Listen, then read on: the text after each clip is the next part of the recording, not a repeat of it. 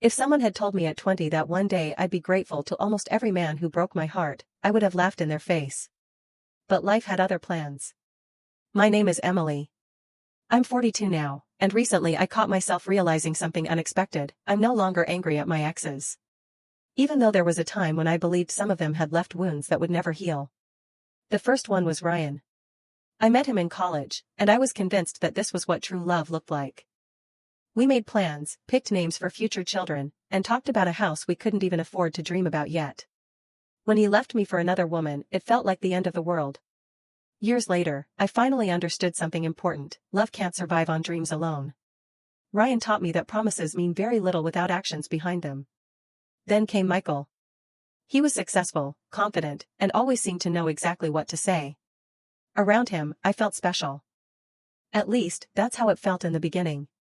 Eventually, I noticed something changing. Little by little, I was becoming someone else. I wanted to meet his expectations. I changed my habits, my opinions, even the people I spent time with. One evening, I looked at myself in the mirror and realized I no longer recognized the woman staring back at me. The breakup hurt. But Michael taught me a lesson I'll never forget: if a relationship requires you to lose yourself, the price is simply too high. A few years later, Jason entered my life. He was kind, reliable, calm. Being with him felt easy. Maybe that's why I convinced myself that easy was enough. We were together for almost 3 years. He never betrayed me. Never disappeared without an explanation. Never intentionally hurt me. Yet one day, I realized I was sharing my life with a man I respected deeply, but didn't truly love. Admitting that to myself was terrifying. When we finally separated, I carried guilt for a long time. Jason taught me that good people are not always the right people for you. And then there was Daniel. The most unexpected man of all.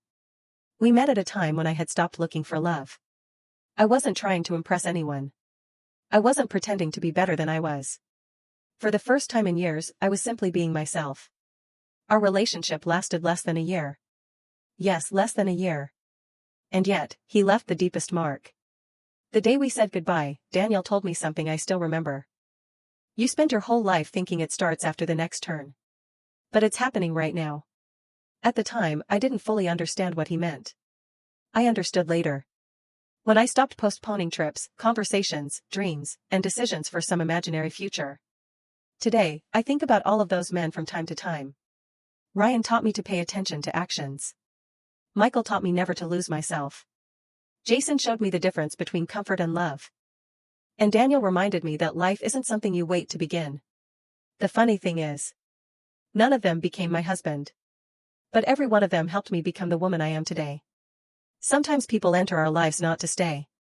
Sometimes they're only meant to be a few chapters in our story, leaving behind a lesson that remains with us until the very last page.